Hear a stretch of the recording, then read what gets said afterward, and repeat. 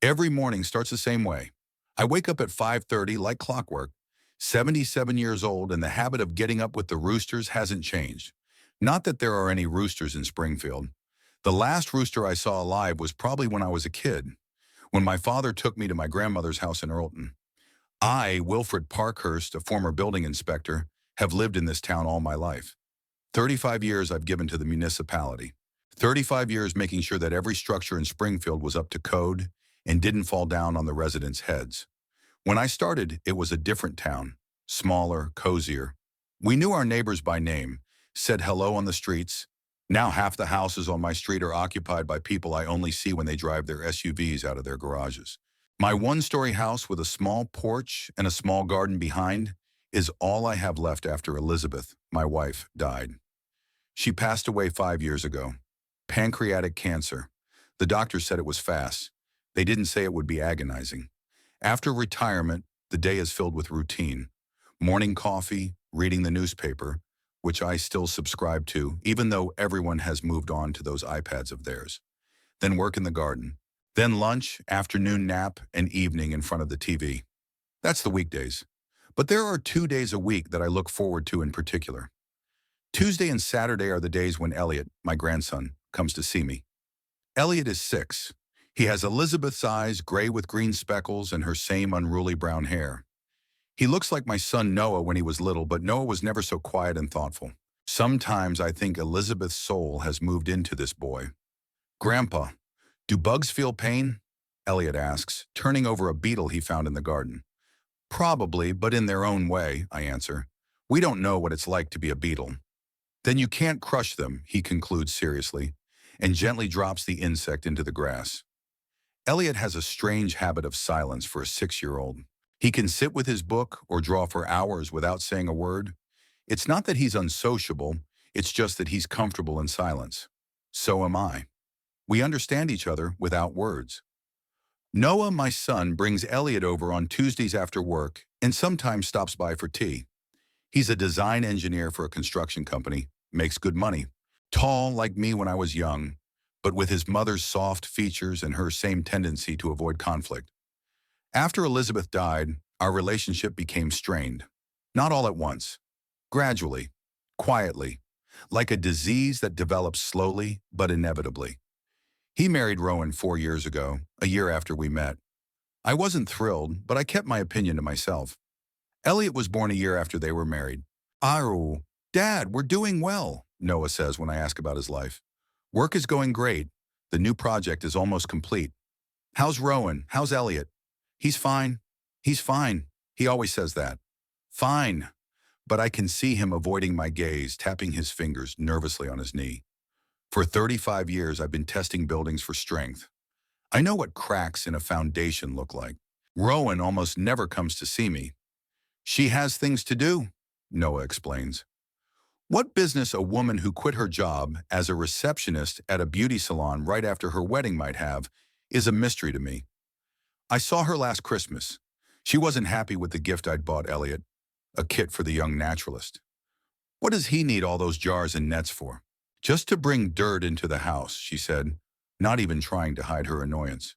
It's good for children to study nature, I replied. Let him study it at your place. Elliot sat quietly, holding the box in his lap, not daring to open it. I could see his little fingers clenching on the wrapping when his mother had spoken so harshly about the gift. He was used to not showing his feelings, too used to it for a 6-year-old. That day was also the first time I noticed something else. A bruise on Elliot's arm, just above his wrist. It was small, almost imperceptible, but clearly from the fingers of an adult. When I asked him where the bruise came from, the boy remained silent, and Rowan quickly said, "He fell in the playground, clumsy, just like his father." Noah remained silent, his eyes downcast. After that incident, I watched my grandson and his mother more closely. Rowan often forgets to pick Elliot up from school. Sometimes the teacher, Ms. Prim, calls me and asks me to pick up her grandson because no one has come to pick him up. Rowan attributes it to traffic or errands, but I've seen her Instagram, pictures of her with her friends at a coffee shop at the time she's supposed to pick up her son. Last month, when I brought Elliot home after he was forgotten at school, I saw him enter the house cautiously, as if afraid to disturb anyone. Rowan was sitting in the living room with a glass of wine, not even looking at her son. "Oh, Wilfred, thanks for driving him. I've been so busy today." "It's okay," I said, though I wanted to say something else. Elliot slipped quietly into his room. On the coat rack in the hallway hung a man's jacket that was definitely not Noah's. Noah was at a conference in Portland that day, I knew for sure. That night I started keeping a journal, writing down dates, times, and oddities in Rowan's behavior. Occasions when she forgot about her son. Moments when I saw marks on Elliot's body.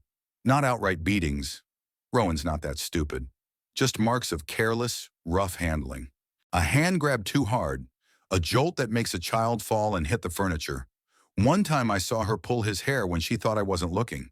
The diary pages were filling up. I started taking pictures on my old cell phone of Elliot's bruises, writing down his quiet, disconnected stories about how his mom yells at him, how she locks him in his room when her friends come over. I tried to talk to Noah, but he always turned the conversation to another topic. "Rowan's just going through a rough patch, Dad. She's coping the best she can. Protects her, always defending her, like it's his duty to justify her behavior." In my office, in a desk drawer, a file folder grows. Dates, notes, photos, names of witnesses, Elliot's teacher. The neighbor who saw Rowan leave the boy alone in her car in a supermarket parking lot for 40 minutes on a hot day. My old friend Hector Price, who used to work for Child Protective Services and is now retired but still has connections. "You need evidence of systematic neglect, Mr. Parkhurst," Hector told me. "Single incidents can be explained by fatigue, oversight. You need a system, and preferably an extreme case, something that can't be ignored or excused." I wait, gathering evidence, and praying that this extreme case doesn't cause irreparable harm to Elliot.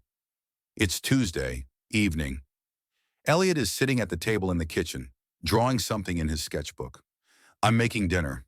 Nothing fancy, just macaroni and cheese, his favorite meal. In an hour, Noah will take him home. The boy has been silent for about 20 minutes, concentrating on his drawing. "What are you drawing, buddy?" "A house," he answers without looking up. "Our house or yours?" "A house where no one screams." I didn't know what to say. I just put my hand on his shoulder and gave it a little squeeze. He continued drawing, adding more and more details to the image of a house that exists only in his imagination. A home that is safe. A home he doesn't have. I have to do something, and I will. The only question is when. My son Noah has always been a gentle man. As a child, he cried when I killed flies in the kitchen. Once he spent a week feeding a wounded crow he found in the garden. Elizabeth said he had too much heart and too little backbone. She loved him immensely, but worried that the world would be cruel to such a soft-hearted man. He'd been teased at school. Not a lot, but enough to make him come home with his shoulders slumped. I tried to teach him to fight back. Elizabeth said I shouldn't turn him into someone he isn't. "Noah is special, Wilfred," she said. "There's too much rudeness in the world already. At least let someone stay kind." I guess she was right. Noah had grown up kind, but that kindness made him vulnerable. We were close when he was a kid. I took him to inspections, showed him how structures worked, taught him how to read blueprints. Maybe that's why he chose engineering. When he went to university, I was proud of him. When he got his first job at Brighton Engineering, I felt I'd done something right in this life. And then Rowan came along. I remember the day he first brought her into our home. Elizabeth was still alive, but she was already sick. Rowan brought flowers, too bright and fragrant for a sick woman. She talked too loud and laughed too much. All her attention was on Noah, not us. "She seemed energetic," Elizabeth said after they left. It was diplomatic. Elizabeth was always diplomatic. I was more direct. "She's a predator, and Noah is her prey." My wife gently chided me for being harsh, but didn't argue. She saw it too, the grip with which Rowan held Noah's hand, the authority with which she directed the conversation. But Elizabeth thought we should trust our son's choice. Noah adored Rowan. She was lively and vibrant, full of an energy he lacked. She dragged him to parties, camping trips, concerts. She expanded his world, and he looked at her with the adoration of a puppy who'd gotten his long-awaited attention. Elizabeth died 3 months before their wedding. She spent her last weeks at home, under hospice care. Noah came every day. Rowan, twice the entire time. She's allergic to the smell of medication, Noah excused her. At the funeral, Rowan was dressed too brightly for such an event. She held Noah's hand and whispered something in his ear, causing him to smile inappropriately a few times. I couldn't bring myself to look at them. After the wedding, Noah started coming less often. First once a week, then once every 2 weeks. When I called, Rowan often answered, saying he was busy or in the shower or something. I started calling his work phone. "Dad, it's okay, it's just a lot of work," he explained. "A new project, you know." I understood, but I could also see him changing. Shirts he would never have picked out himself. A new haircut, too trendy for his round, soft face. A habit of looking at his watch while talking to me, as if his time was strictly limited.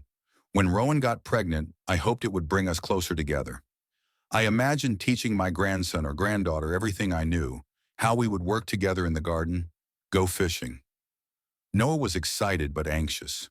"I'm not sure I'm ready, Dad," he confessed to me one day over a beer. It was one of the rare times the two of us sat alone in a bar, without Rowan. "It's such a responsibility." "You'll get through it, son. You're going to be a great dad." I believed it. Noah's kindness, his patience and gentleness all had to make him a great parent. Rowan was having a hard time getting pregnant. At least that's what Noah said. She wasn't working by then, but she complained constantly of fatigue and malaise. Noah did everything for her: cooking, cleaning, running around for groceries and fancy snacks she suddenly wanted in the middle of the night. Elliot was born in October, on a rainy Tuesday. I remember standing at the hospital room window, holding a tiny bundle in my arms. Elliot was so small, with a fluff of brown hair and surprised gray eyes. He looked at me as if he recognized me. "He has Elizabeth's eyes," I said to Noah. Rowan, who was lying on the bed, snorted. "All newborns have gray eyes, Wilfred. Then they change." But Elliot's eyes didn't change. They stayed exactly the same as my Elizabeth's.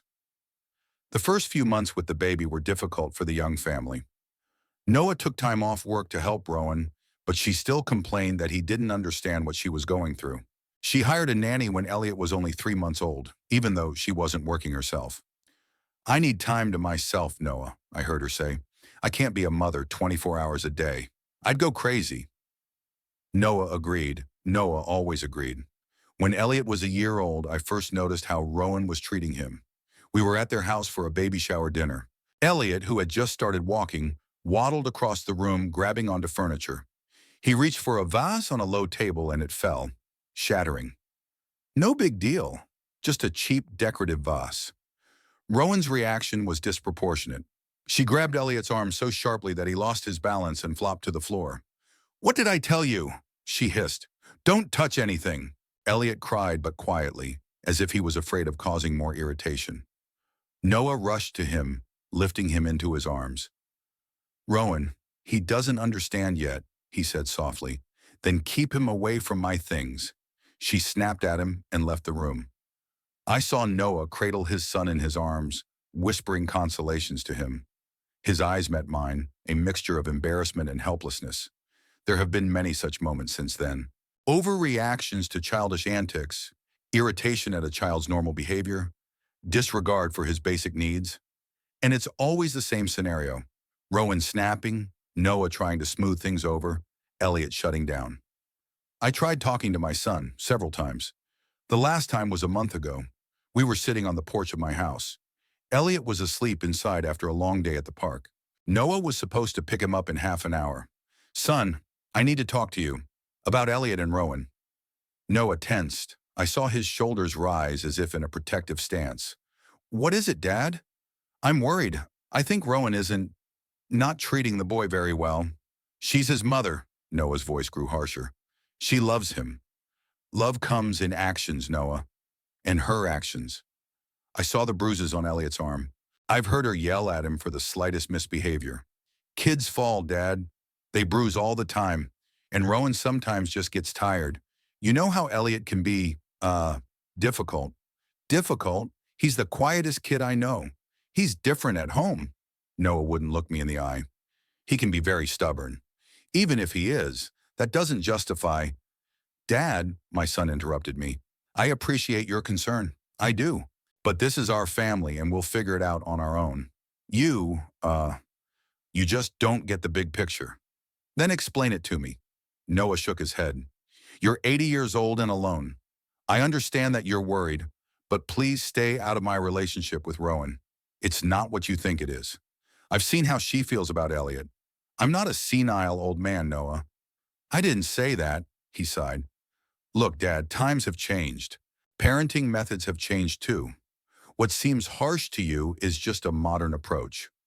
Rowan has read tons of parenting books. Parenting books don't teach you to leave a kid alone in a locked car, I countered. Noah's face turned stone. It was a one-time thing. She just forgot. Who doesn't? She felt awful afterward.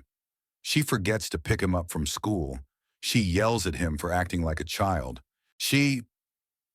Stop it, Noah's voice shook. Just stop, Dad. I'm not going to listen to this. You've always been against Rowan, from the beginning.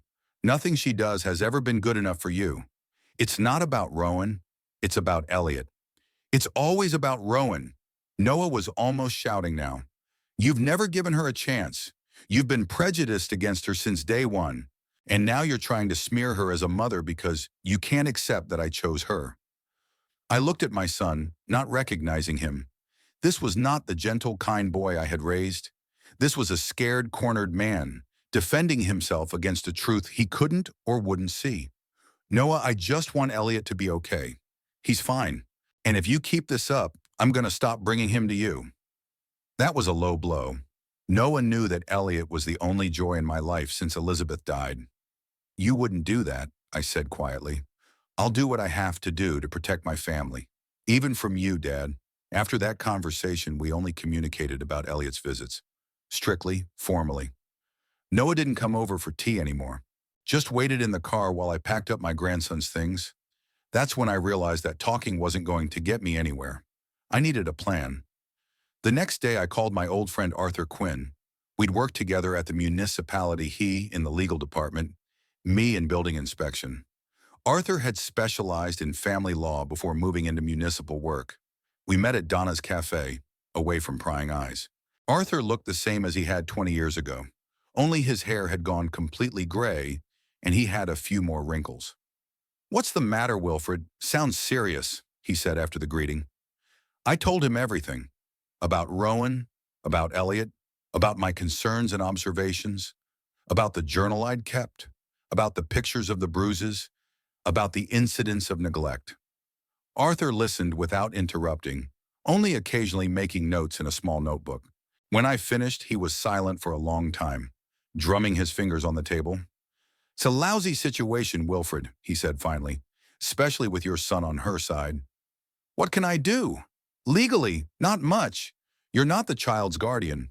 You can file a report with Child Protective Services, but unless there's obvious signs of physical abuse, and especially if your son denies it, they have a lot of work to do with obvious cases. Neglect is hard to prove, especially when it's not critical. I felt hope leaving me. So there's nothing I can do? I didn't say that. Arthur leaned closer. You're keeping a journal, that's good. Keep documenting everything. Make copies. Keep them in a safe place. Talk to Elliot's teachers, his pediatrician. Don't accuse directly, just raise concerns. Ask if they've noticed anything unusual. And then wait, Arthur sighed. Wait until something happens that can't be ignored. Something that will warrant immediate intervention. In such cases, there is often one decisive incident. One time when all the lines are crossed. I didn't like that, waiting for something bad to happen to Elliot, but I understood Arthur's logic. And be prepared, he added. Know in advance who to call, what to say. Have a plan of action. That same evening, I began to make a plan. Contacts for Child Protective Services, the police, lawyers specializing in custody. I updated my journal, adding the exact dates and times of all the incidents I could remember. I spoke to Ms. Prim, Elliot's teacher, without going into detail, just expressing concern. She was careful in her expressions, but made it clear that she too had noticed the problems. Elliot is a very quiet boy, Mr. Parkhurst.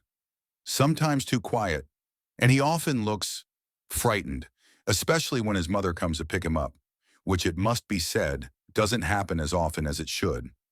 I added her words to my notes. Then I met with Dr. Hank, Elliot's pediatrician. He was even more guarded, citing doctor-patient confidentiality. But when I mentioned the bruises, his face changed. I can't discuss specific cases, Mr. Parkhurst, but I'm always alert to any signs that might indicate problems in the family. Another diary entry. I contacted Hector Price, a former Child Protective Services worker, now a counselor. He advised me to be prepared to act quickly if the need arose. If you see a child in immediate danger, call the police, not Child Protective Services. The police can act immediately, and then contact me immediately. I bought a new cell phone. Simple, but with a good camera. I set it to automatically save photos to cloud storage so no one could delete them. Gradually, the plan took shape. I hoped I'd never need it, that Rowan would come to his senses, that Noah would see the light, that Elliot would never have to go through the nightmare of destroying his family. But deep down, I knew my hopes were in vain. I'd seen too much in my long life. People don't change that easily. And cracks in the foundation only widen over time if they aren't repaired. All I could do was be ready, and I was ready. The clock on the bedside table was showing 2 in the morning when I woke up to a sound. At first I thought it was part of the dream, a quiet, insistent knocking. But the sound repeated more distinctly, and I realized someone was knocking on my front door. Crime is low in Springfield, but still I cautiously approached the door, turning on the porch light on the way. I looked through the peephole and saw something that made my heart sink. The small figure of Elliot, dressed in pajamas and a thin jacket, standing on the doorstep, shivering with cold. I swung the door open. "Elliot, what are you doing here?" My voice shook as much as the boy in front of me. "Grandpa," he said quietly, looking at me with tear-filled eyes. "Mom kicked me out into the cold." I pulled him inside, closed the door and knelt down, hugging the trembling body. It was a frosty October night. The temperature had dropped below 0, and the boy was wearing only pajama pants, a t-shirt, and a light jacket, not even buttoned up. His little hands were icy cold. "Jesus, Elliot, you're freezing cold. How long have you been outside? How did you get here?" "I walked," he answered, snuggling against me. "I remembered the way. You and I used to go to the park, and then you'd show me where your house was." It was true. We did walk around the neighborhood once, and I showed him the way from the park to my house. But the distance, it's at least a mile. A 6-year-old walked a mile by himself at night in the freezing cold. I carried him into the kitchen, sat him at the table, and turned on the kettle. Elliot sat with his arms wrapped around himself, still shivering. I quickly found a blanket and wrapped him up. "We'll warm you up now, and then you can tell me everything, okay?" He nodded without looking up. I made hot cocoa with marshmallows, his favorite drink, and set the mug in front of him. My hands were shaking almost as much as his. Anger and fear fought inside me, but I tried to speak calmly. "What's wrong, Elliot? Why aren't you at home?" He took a small sip of cocoa before answering. "Mom had a party. There were a lot of people there and loud music. I couldn't sleep. I went downstairs and asked her to turn the music down because I had a math test tomorrow." He fell silent again, clutching the mug with his small fingers as if trying to absorb its warmth. "And what did Mom say?" I nudged him gently. "She said that I was interfering with her fun, that I was always ruining everyone's fun. Uncle Brad was there and he said I was a whiner, and they all laughed, and then—" Elliot sighed and I saw his lower lip quiver. "And then Mom said that if I didn't like the music, I could go outside." She took my hand and led me out onto the porch. I thought she was kidding, but she closed the door. I knocked, but no one opened it. The music was too loud. I could feel the rage building inside me. Rowan had put a 6-year-old out in the cold in the middle of the night, a kid in his pajamas, her own son. "Where was Daddy?" I asked, already knowing the answer. "Dad's on a business trip," Elliot said quietly. "He left yesterday and will be back in 3 days." "Of course. Noah's on a business trip. Rowan wouldn't dare do such a thing if he was home. Although, given his growing blindness to her actions, maybe she would." "How long were you on the porch?" I don't know. A long time. I was freezing. Then I remembered you lived near the park, so I thought I'd go to your place." "Did I do the right thing, Grandpa?" "Yes, baby. You did the right thing. I hugged him, feeling his little body still shaking from the cold and stress. You're a very brave and smart boy, and you're safe now. I checked his hands and feet for frostbite, but thankfully he hadn't had time to be seriously affected by the cold. Still, I needed to document everything. I pulled out my phone and took some pictures of Elliot sitting at the cocoa table, wrapped in plaid. His pale face, his cheeks and nose reddened from the cold, his hands shaking. Elliot, I need to make some calls, okay? And then we're going to go to the guest room and you're going to bed. You're safe here with me.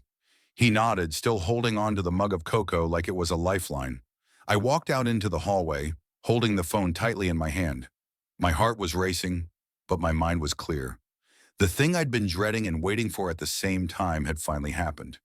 Irrefutable proof that Rowan was dangerous to Elliot. The first call I made was to Hector Price. Despite the late hour, he answered almost immediately. There was no drowsiness in his voice. It sounded like he hadn't slept either. Wilfred, what's going on? Start the plan, now. I said the code phrase we'd agreed on beforehand.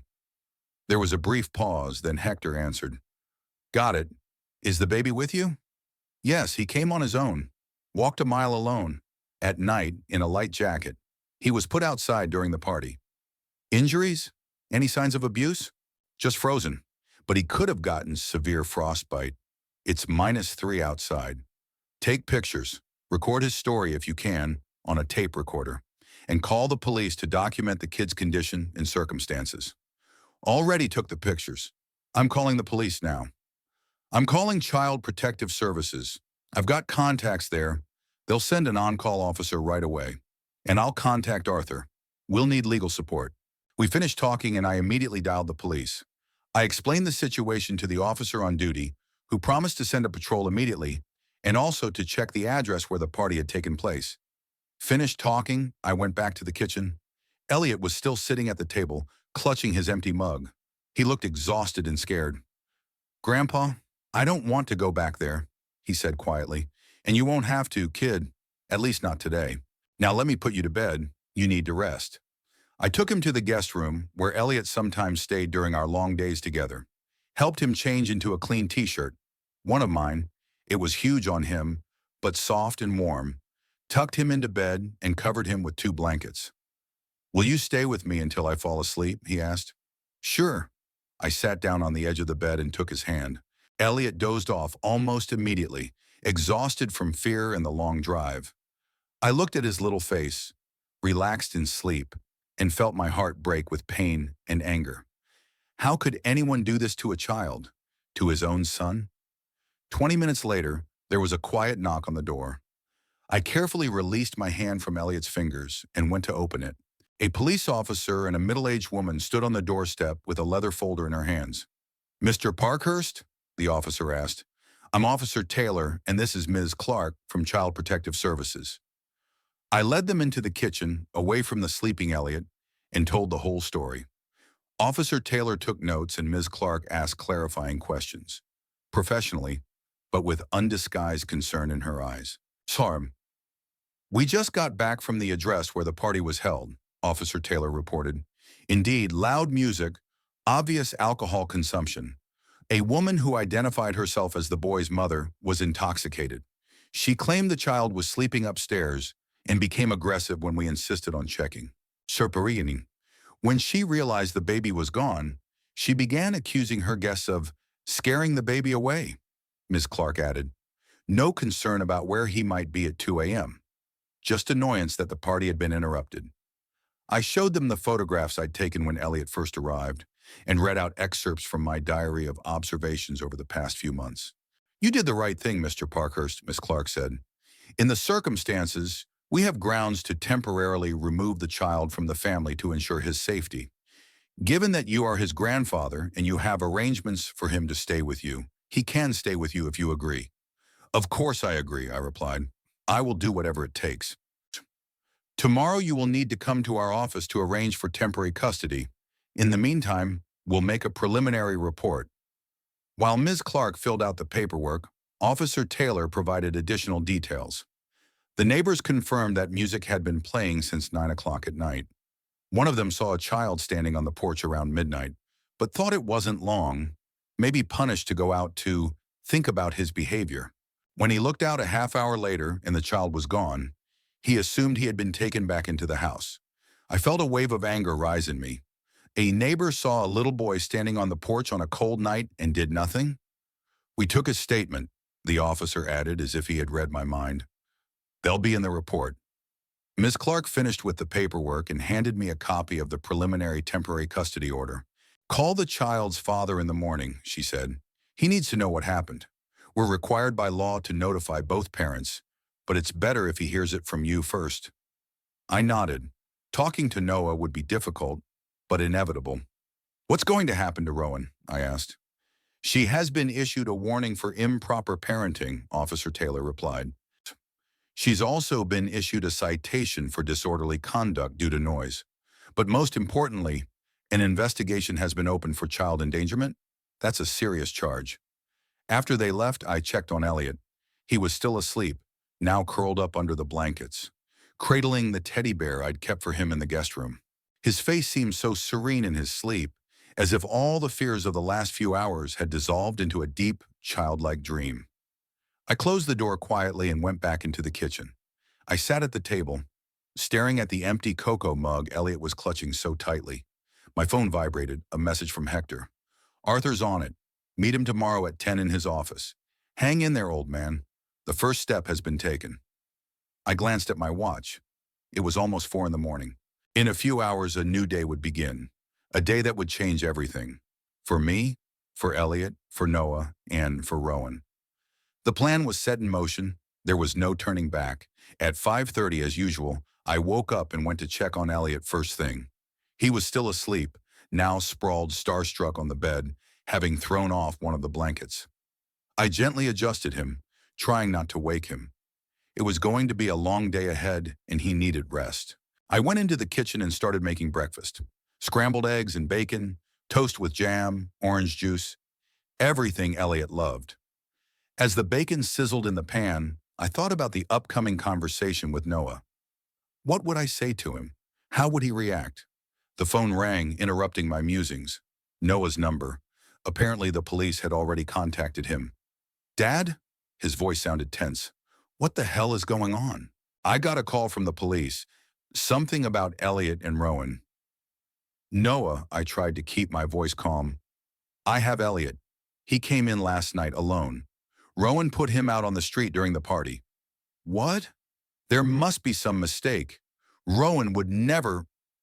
Listen to me, son, I interrupted.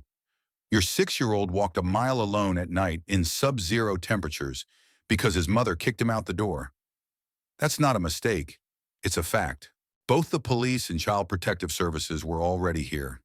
Elliot's staying with me on a Protective Services decision. There was a long pause. I could almost see Noah trying to make sense of the information as he searched for a way to justify Rowan. I'm on the next flight out, he said finally. Be home, Dad. Eat. Take care of Elliot. Always, I said. When the conversation ended, I heard soft footsteps behind me. Elliot was standing in the kitchen doorway, still in my oversized t-shirt, hair mussed up after his nap. Good morning, Grandpa, he said quietly. Good morning, baby. Hungry? He nodded and climbed into a chair by the kitchen table. I put a plate of breakfast and a glass of juice in front of him. He began to eat slowly and thoughtfully. Do I have to go to school today? He asked between bites of bacon. No, you're staying with me today. We have a lot of important things to do. Is Mom coming to get me? I sat down next to him, looking into his serious eyes, Elizabeth's eyes. No, Elliot, you're staying with me tonight, and tomorrow too. Papa will be here soon, and we'll talk it over. But I promise you, you will never stand alone in the cold again. He nodded as if it were the most natural promise in the world. And then he went back to his breakfast, devouring his scrambled eggs in small, careful bites. I watched him and thought about what Miss Clark had said before she left. Children are remarkably resilient, Mr. Parkhurst. With the right support, they can overcome a lot. With the right support, I was determined to be that support for Elliot, no matter what it cost me. The plan had been set in motion, and now we had to go through all of its steps. The formalization of custody, the investigation, possibly a trial. It wasn't going to be easy, but looking at Elliot calmly eating breakfast at my table, I knew it would be worth it. Noah arrived the next day around 3 in the afternoon. I heard his car pull up in the driveway and stepped out onto the porch. Elliot was taking an afternoon nap at this time. The night's adventure and emotional strain had exhausted him. His son looked exhausted. Dark circles under his eyes, his hair disheveled, his clothes wrinkled. He'd obviously gotten ready in a hurry. He came up the steps and we looked at each other in silence. "Where is he?" Noah was the first thing he asked. "Sleeping in the guest room. Better not wake him up. He needs his rest." Noah nodded and made his way into the house. I closed the door behind him and led him into the kitchen, the same place where 6-year-old Elliot had held a mug of cocoa with trembling hands a few hours ago after his nighttime journey. "Tell me everything," Noah said, sinking heavily into a chair. "The police reported only the basics. Rowan says," he stammered. Rowan says, "Rowan says it's not what it looks like." "Of course she says that." I couldn't keep the bitterness out of my voice. What does she think things are the way they are?" Noah rubbed his face with his hands. "She claims that she sent him to his room for misbehavior, and he decided to leave on his own. Opened the door and left before she could see. Says she was in a panic when she discovered he was missing." "When did she find him?" "After the police arrived at her party around 3 in the morning." Noah sighed. "Dad, I don't know what happened. I was in Seattle at a conference. I know where you were. Elliot knew too. Your wife, on the other hand, seems to have decided to throw a party as soon as you left. I got up and brought the folder I kept ready. In it were the printed photos of Elliot from that night, a copy of the preliminary report from Child Protective Services, and the police report. Here's what happened, Noah. Your son came to me around 2 in the morning. He walked a mile alone in the freezing cold, wearing pajamas and a thin jacket. He said his mom put him outside because he was in the way of having fun. I took these pictures right after he came in. Look how red his cheeks and nose were from the cold. Look how he was shivering, even wrapped in plaid." Noah slowly went through the photos and I could see his expression change from disbelief to horror. The police confirmed that there had indeed been a party at the house. Rowan was drunk. When they asked about Elliot, she said he was sleeping upstairs. When it turned out he wasn't there, she showed no concern, only annoyance that the party had been interrupted. Noah looked up at me. It's terrible if that's what happened. If. I felt anger rising in me. Do you still have doubts? Do you think I'm lying? Or the police are lying? Or maybe your 6-year-old son made the whole thing up and decided to take a walk in the cold at night for fun? No, Dad, that's not what I meant. Noah shook his head. It's just complicated. I haven't been there. I don't know. You don't know what? Is Rowan capable of this? Then let me tell you something. I took out my observation journal and put it in front of him. For the last 6 months, I'd been writing down every instance of Rowan's neglect of Elliot that I'd seen or been told about. Bruises from grabbing him too hard, incidents of her forgetting to pick him up from school, when she left him alone in the car in the parking lot, when she yelled at him for normal childish behavior. This is not an isolated incident, Noah. It's part of a pattern. Noah flipped through the pages of his journal, and his face grew increasingly pale. "Why didn't you tell me?" he asked quietly. "I tried, many times. You didn't want to listen. You were always defending her, always making excuses. She's tired.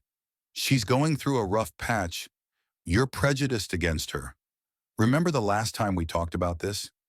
You threatened to forbid me from seeing Elliot if I continued to smear Rowan." Noah covered his face with his hands. I didn't believe it was that serious. And now? Do you believe it now?" Noah didn't answer. At that moment, we heard footsteps, and Elliot appeared in the kitchen doorway, sleepy and disheveled from his afternoon nap. "Dad?" His voice was quiet, uncertain. Noah jumped up from his chair and knelt down, opening his arms. Elliot rushed to him, wrapping his arms around his neck. "Hey, champ," Noah's voice shook. "Sonum, how are you doing?"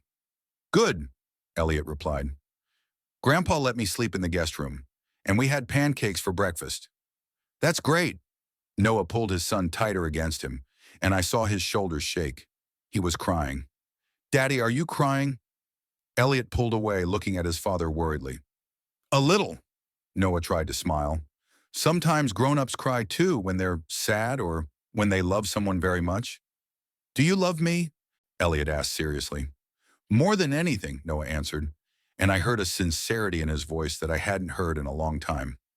I left the two of them alone in the kitchen and went into the living room, giving them time to talk. Through the window, I saw another car pull up.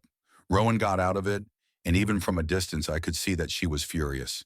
She didn't go to the door but remained standing by her car, furiously typing something into her phone. A minute later, Noah's phone rang. He came out into the living room, still holding Elliot's hand. It's her, he said, looking at the screen. She's outside.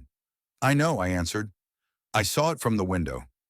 Noah answered the phone, and even from across the room I could hear Rowan's furious voice. He listened in silence, then said, I'll be right out. No, Elliot's staying here. No, Rowan. I said no. He ended the call and looked at me. I need to talk to her. Will you look after Elliot? Sure. When Noah came out, Elliot climbed onto the couch next to me. Is Mom mad? He asked. Yeah, baby, she's mad. I didn't see the point in lying to him. Is she going to take me home? No, I said firmly. At least not today. Remember those people who came by last night? The policeman and the woman with the papers? They decided that you would stay with me for the time being. Is that okay with you? Elliot nodded, clearly relaxed. I love staying with you, Grandpa. Through the window, I could see Noah and Rowan arguing fiercely outside her car. She was waving her arms, pointing her finger at his chest. He stood with his arms crossed, shaking his head in response to her tirades. Suddenly, she tried to get around him and head toward the house, but Noah blocked her path. She yelled something, pointing at my house, then grabbed his sleeve, but he shook off her hand. This only seemed to increase her fury. She swung around to punch him in the face, but he intercepted her hand. I saw Noah's face freeze. Something changed in his eyes. He let go of her hand and said something that made her go pale, then pointed to her car. After a moment's silence, as she turned around, got in her car and drove off, tires squealing. Noah went back into the house. His face was pale but determined. What did you say to her? I asked. The truth, he answered, that she wouldn't see Elliot until after the Child Protective Services investigation, and that if she tried to enter the house or take him without permission, I would call the police myself. He sank down on the couch next to Elliot and put his arm around his shoulders. So, Dad, did you and Mom have a fight? Elliot asked. Yes, son. Mom and I are going through a rough patch right now, but it's not your fault, you know? Never your fault. Did she yell at you like she yelled at me? That simple question seemed to break through the last wall of denial in Noah. His face contorted in pain. She yells at you a lot, doesn't she? Elliot nodded. When she has a headache, or when her friends come over, or when I ask too many questions, or when I do something wrong. What do you mean, wrong? Noah asked softly. When I spill juice, or when I take a long time to get dressed, or when I cry. Boys aren't supposed to cry, she said. I watched Noah's face grow more shocked with every word Elliot said. It was as if he was just now seeing the full picture of what had happened in his house when he wasn't around. Elliot, he said at last, everyone can cry. Boys and girls and even daddies, as you saw, and no one should yell at you for making mistakes. Everybody makes mistakes. That night, Noah stayed with me. We put Elliot to bed by reading him 2 stories instead of the usual one. Then we sat in the living room with a bottle of whiskey I kept for special occasions. I was blind, Noah said after the second glass. I just didn't want to see. Love often blinds you, I replied, not wanting to add to his guilt. It's not about love, he shook his head. It wasn't just about it. I was afraid. Afraid of being alone. Afraid I wouldn't be able to handle Elliot on my own. Afraid of the scandals and the scenes Rowan would make at any hint of criticism. So I turned a blind eye to the way she treated my son. He covered his face with his hands. What kind of father am I? Ichiu, one who can make things right, I said firmly. You're here. You believed. You chose Elliot over Rowan. That's important, son. The next morning, Noah went to the Child Protective Services office to do the paperwork. While he was there, I got a call from Dorothy Weens, my former neighbor, who was now working at Elliot's school as a third-grade teacher. Wilfred, I heard what happened, she said. Sonam, the whole faculty is talking about it. Ms. Prim is talking to Protective Services right now. Did you talk to them too? I asked. Not yet, but I'm going to. I have some information that may be important. What kind of information, Dorothy? She paused as if gathering her thoughts. I've seen Rowan talking to Elliot after school more than once. Once I heard her call him stupid because he couldn't find his jacket in the locker room right away. Another time, she rudely dragged him by the arm across the parking lot when he just wanted to show her a drawing he'd done in class. And Ms. Prim told me that Rowan never once showed up for parent-teacher conferences, always sending Noah off alone. Are you prepared to testify on the record? Of course I am. I've already made an appointment for tomorrow. All the teachers are willing to help. We've been worried about Elliot for a long time, but without a concrete incident, our hands were tied. After talking to Dorothy, I felt strangely relieved. The evidence was piling up. Elliot's story would not go unnoticed. Noah returned around noon with the official temporary custody papers. They granted me joint custody with you, he said. Sir, Elliot can stay with you while the investigation is going on, but I can see him anytime. Rowan is forbidden any contact without a Protective Services representative present.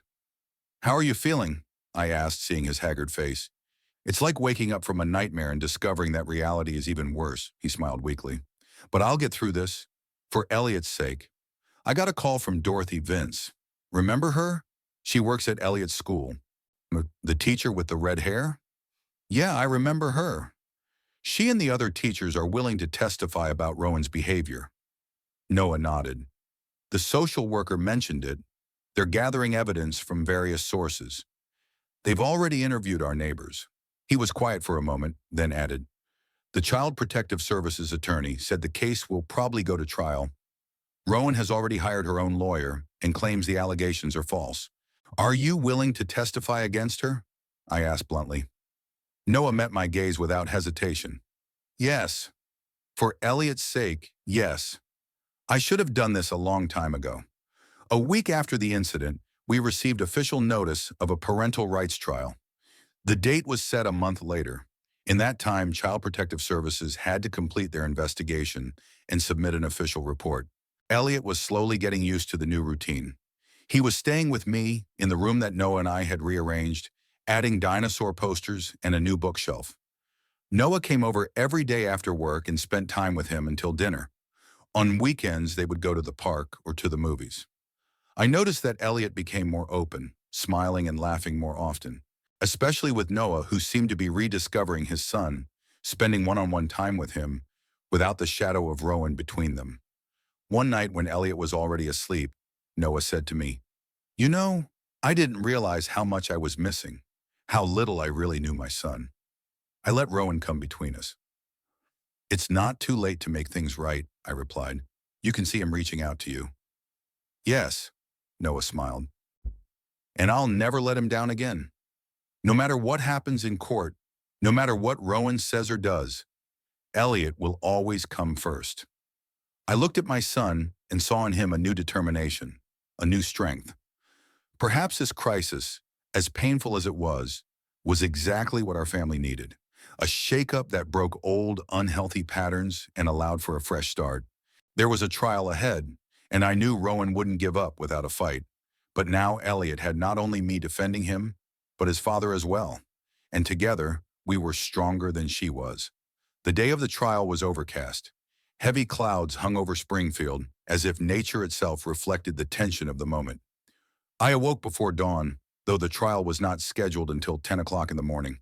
The habit of waking early never fails me, even on days like this. Elliot was asleep in his room. Over the past month, it had truly become his room, not just a guest bedroom. The shelves of books and toys, the world map on the wall, the homemade dinosaur models he and Noah had glued together last week. The boy gradually blossomed into an atmosphere of stability and calm. His nightmares became less frequent, he smiled more, asked more questions. He was becoming himself, a curious, intelligent child who didn't need to fear anger for every unnecessary word. Noah arrived around 8 in the morning, dressed in the strict suit he usually wore to important client meetings. His face was serious, determined. He had changed over the past month.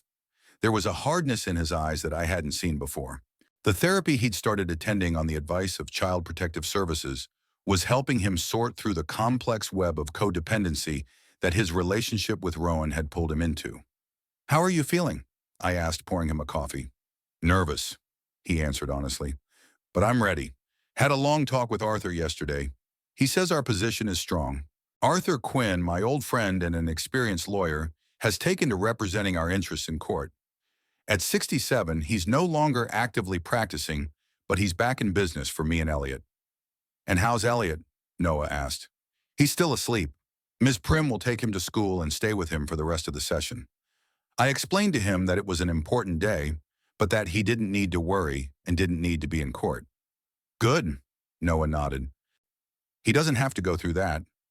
We ate breakfast in silence, both of us immersed in our own thoughts.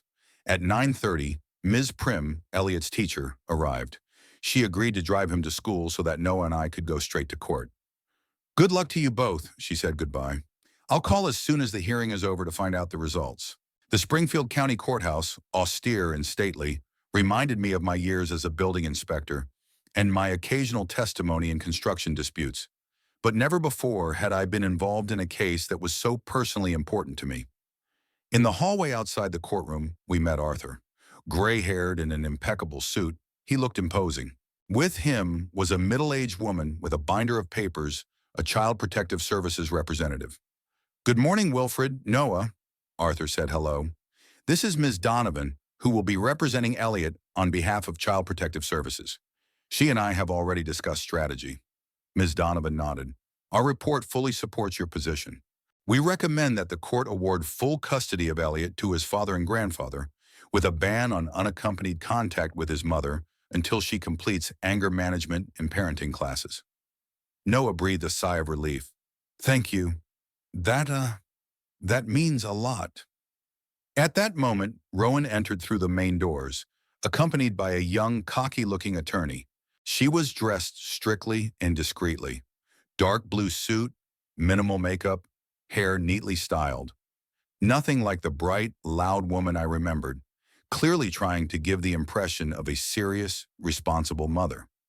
Our gazes met across the hall, and there was such hatred in her eyes that I involuntarily took a step back. She whispered something to her lawyer, who nodded, and they walked past us without saying hello.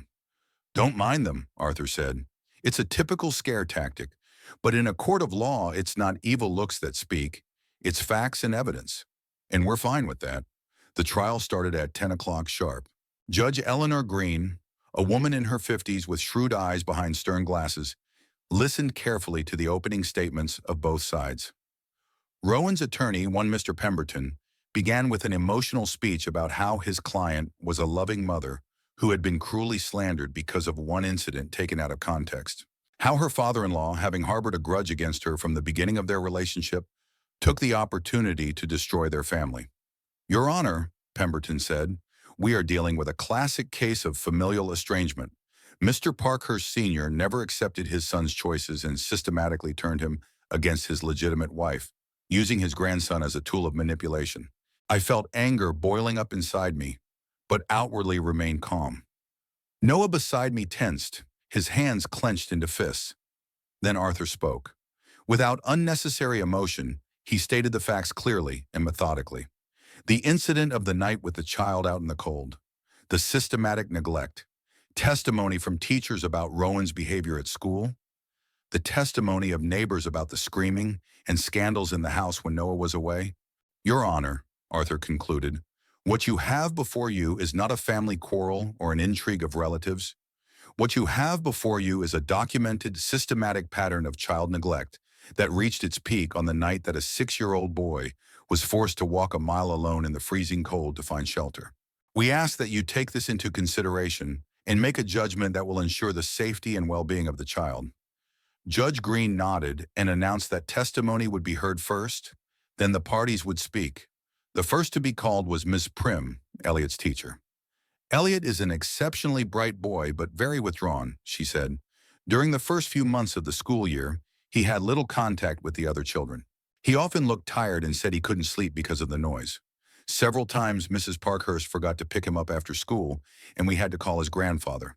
One time I saw her roughly grab Elliot's arm and literally drag him to the car when he just wanted to show her a drawing he had done in class. He stopped drawing after that incident for a few weeks. After Ms. Prim, Dorothy Weens spoke, recounting incidents where she had seen Rowan yell at Elliot in the school parking lot. Then a neighbor, the same one who saw Elliot on the porch the night of the incident, but took no action. He looked embarrassed and guilty. I thought it wouldn't take long, he excused himself. I know Mrs. Parkhurst often has parties when her husband is away. Sometimes I hear shouting, but I try not to interfere in the family affairs of the neighbors. After the interval, it was the turn of the principal parties. I was the first to speak, detailing my observations over the past months, my diary keeping, my consultations with lawyers and social services. I showed pictures of the bruises on Elliot's arms, pictures taken the night he came to see me. I didn't want to interfere with my son's family, I concluded. I tried to talk to him, to point out the problem. But when I saw my grandson on my doorstep at 2 in the morning, shivering with cold and fear, I realized I could no longer stay away. This was no longer a family relationship issue. It was a child safety issue. When I had finished, Pemberton began his cross-examination. Mr. Parkhurst, do you think that your negative attitude towards your sister-in-law may have influenced your interpretation of events? My attitude toward Rowan was not formed from nothing, I replied. It was based on observations of her behavior. I wasn't interpreting events, I was documenting facts. But isn't it a fact that you were against your son's relationship with Mrs. Parkhurst from the beginning? I was concerned about certain aspects of her behavior, yes, but I supported my son's choices and never tried to interfere in their marriage until I saw that Elliot was in danger. After me, Noah was called to the witness stand. He looked nervous but determined, told me of his gradual realization of the problem, of how long he had denied the obvious signs. I didn't want to see the truth, he confessed. I was afraid of losing my family, afraid of being alone, and because of that fear, I turned a blind eye to the way Rowan treated our son. I convinced myself that she was just a strict mom, that she was going through a rough patch, that it was temporary. But after that incident when Elliot came to his grandfather's house in the middle of the night, I couldn't lie to myself anymore. Mr. Parkhurst, don't you think you've changed your mind about your wife too easily? A month ago, you were defending her, and today you're opposing her in court. Have you not succumbed to your father's influence? Noah straightened. I haven't changed my mind. I've opened my eyes to a truth I've ignored for too long, and it's not my father's influence. It's the influence of my son, who finally started smiling and speaking freely once he was in a safe environment. It's the influence of professionals, the therapists and social workers, who helped me see the unhealthy patterns in our relationship with Rowan. Finally, it was Rowan's own turn. She came to the witness stand looking both confident and a little vulnerable, the perfect image of the wrongly accused mother. I love my son, she began. Yes, I'm not a perfect mother. Sometimes I get tired, sometimes I get annoyed. But what mother doesn't get tired? I did have a little get-together with friends that night. Noah was on a business trip, and I was lonely. Elliot was supposed to be asleep, but he came downstairs and started getting cranky. I sent him back to his room, not outside as my father-in-law claims. Elliot apparently decided to go off on his own. He's always been a willful child. She paused as if holding back tears. When I discovered he wasn't in his room, I panicked. But before I could do anything, the police arrived. And then they told me he was at his grandfather's and wouldn't even let me see him. It's not fair. I'm his mother. Arthur began to cross-examine. Mrs. Parkhurst, you claim you sent your son to his room, not outside. But the police report indicates that you didn't know where your son was at first at all. You told the officers he was sleeping upstairs, and only after checking the room did you admit he was missing. How do you explain this contradiction? Rowan stammered. I was sure he was in his room. Maybe I misspoke when I talked to the police. I was upset. How do you explain the fact that Elliot was wearing pajamas and a thin jacket? If he'd decided to leave home on his own, wouldn't it be logical to assume he'd have dressed warmer? He's not a very practical child, Rowan shrugged. And then, the jacket was warm enough for a short walk. For a mile-long walk in the freezing cold? Arthur raised an eyebrow. And how do you explain the teacher's testimony about your neglect of your son? How do you explain the occasions when you forgot to pick him up from school? With each question, Rowan grew more and more tense. Her confidence melted, giving way to irritation. Teachers exaggerate. I had things to do. I couldn't always be on time. And as for how I talk to Elliot, he's a very sensitive boy. He takes everything too personally. Sometimes I have to be tougher on him to make him grow up to be a normal man, not a mama's boy. So you think it's okay to yell at a 6-year-old and leave him alone in a locked car in a supermarket parking lot? Rowan became visibly angry. It happened once. I just popped in for 5 minutes to get cigarettes. Nothing happened to him. What about the time you left him home alone all day to go to the spa with your girlfriends? He's old enough to be left alone for long periods of time, and I called him every hour. Arthur continued his methodical questioning, citing more and more facts about Rowan's neglect of her son. With each question, her composure cracked more and more until it finally broke. "Yes, I do snap sometimes," she exclaimed, raising her voice. "Try sitting with that child 24 hours a day. He is always so perfect with Grandpa and Daddy, and with me, constant whims, questions, whining. I'm tired. I need a life too." "Mrs. Parkhurst," Judge Green's voice was cold and harsh, "I ask you to restrain yourself in my courtroom." But Rowan couldn't stop herself. "They're conspiring against me. They've always been against me. The old man never accepted me, and now he's turned Noah against me too. He has taken everything from me, my husband, my son, my family." Her voice shook with rage, her face flushed. This was no longer the demure, dignified woman who had stood before the court at the beginning of the trial. This was the real Rowan, angry, selfish, thinking only of herself. Judge Green called a recess, and Pemberton literally dragged his client away from the witness stand. Arthur approached us. "She buried herself," he said quietly. Such a display of uncontrollable anger in a courtroom is practically a confession. Judge Green is known for prioritizing the interests of children in family matters. After such a spectacle, there is no way she will allow Rowan unaccompanied contact with Elliot. After a break, a Child Protective Services representative spoke with her recommendations. Then attorneys for both sides presented closing arguments. Pemberton tried to minimize the damage of Rowan's disruption by calling it the emotional reaction of a mother deprived of her child, but it was obvious that his arguments did not convince the judge. After all the speeches, Judge Green removed herself to make her decision. We waited in the hallway. Rowan sat on the far bench, crying quietly on the shoulder of her friend who had come to support her. Noah looked at her with a mixture of pity and disappointment. "Son, I really loved her once," he said quietly to me. "Or thought I did. Now I don't even recognize her." "People show their true colors in crisis situations," I replied, "and sometimes that face is very different from the mask they wear in normal life." 45 minutes later, we were called back into the courtroom. Judge Green looked serious and determined. Having considered all the evidence presented and heard the testimony, the court comes to the following decision, she began. Full custody of the minor Elliot Parkhurst is awarded to his father, Noah Parkhurst, and his grandfather, Wilfred Parkhurst, jointly.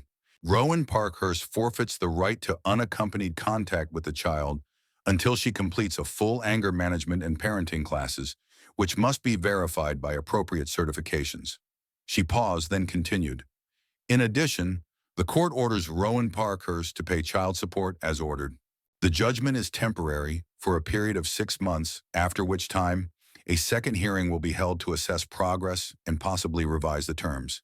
The meeting is declared adjourned. The bang of the judge's gavel put an end to this chapter of our lives. I felt both relief and deep sadness. For Elliot, who had to go through all of this. For Noah, whose marriage had crumbled. Even for Rowan, who had lost everything to her own demons. But a sense of relief prevailed. Elliot was safe. He could stay with us, in a home where he was loved and respected. And now he had a chance at a normal, happy childhood. As we walked out of the courtroom, Noah squeezed my hand tightly. Thanks, Dad, for everything. For being there for Elliot when I couldn't. For opening my eyes even when I resisted. We'll make it through this now, won't we? I nodded. Of course we can handle it. Together. And I knew it was true. Whatever difficulties lay ahead of us, we get through them for Elliot. Together. At 77, I didn't expect my life to change so dramatically. Since Elizabeth's death, I had grown accustomed to quiet days filled with reading, working in the garden, and long walks in the neighborhood. I had adapted to solitude, to its rhythm and silence. Now my house was filled with the sound of children's voices, the stomping of little feet, and the constant why.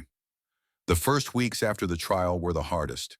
Elliot was still wary, as if he was afraid his new world might collapse at any moment. He often woke up at night with nightmares, screaming and crying in his sleep. I would wake up with him, sitting beside him, holding his trembling little hand in mine until he calmed down and fell asleep again.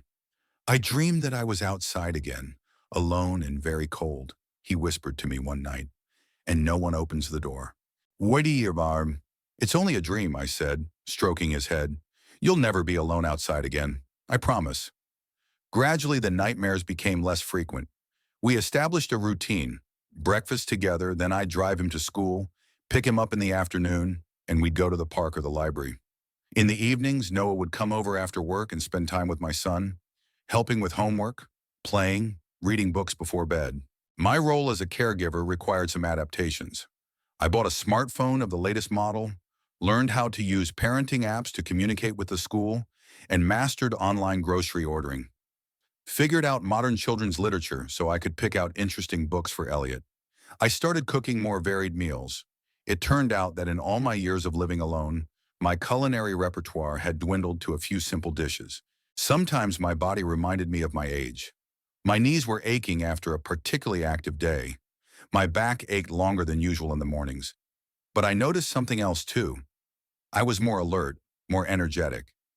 It was as if having a child in the house rejuvenated me.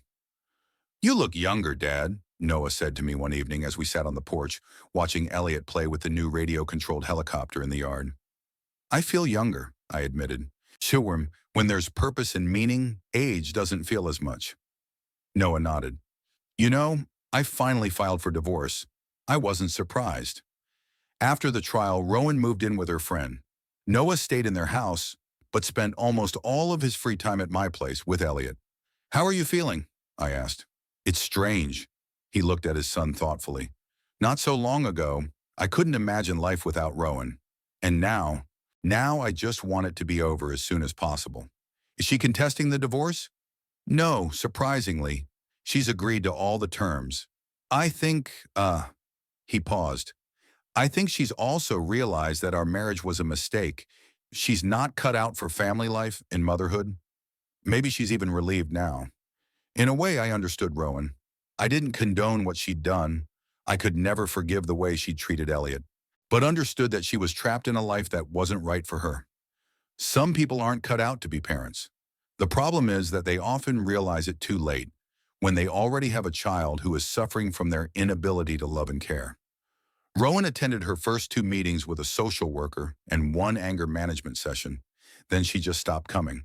3 months after the trial, she completely disappeared from Springfield, stopped answering her cell phone, vacated her friend's apartment without leaving an address. We found out about it by accident when we got a call from the bank about overdue payments on a credit card registered to both spouses. It turned out that Rowan had left behind a trail of debts: unpaid bills, loans, rent arrears.